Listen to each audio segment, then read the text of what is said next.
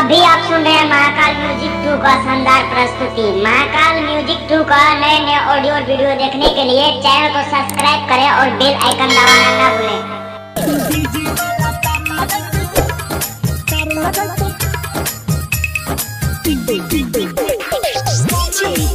Mix by Rupesh Kumar Mehta, Parmanandpur Bhojpur, Kajan Bazar, Simrahi road, Supaul.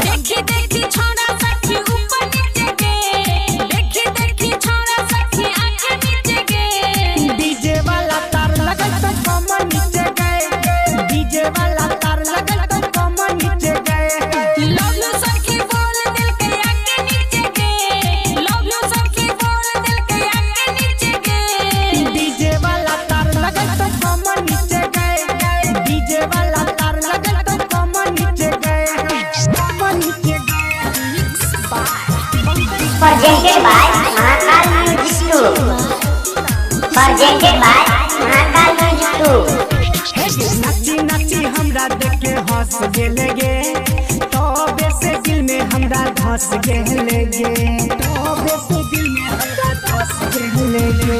नाची नाची हमरा देखे हंस गेले गे, तबे से दिल में हमरा धस गेले गे।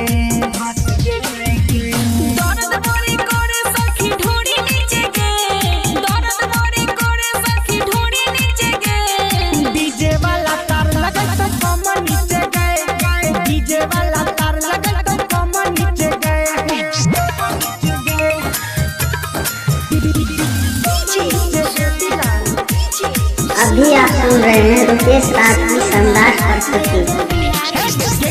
से डर में तू सुन नगे जान, मजा खूबे तो जब हो तो पहचान, मजा खूबे तो जब हो तो पहचान।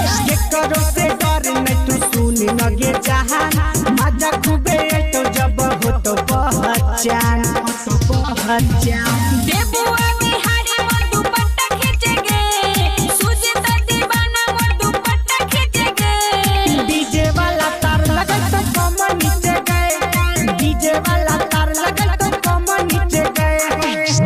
Contact 93348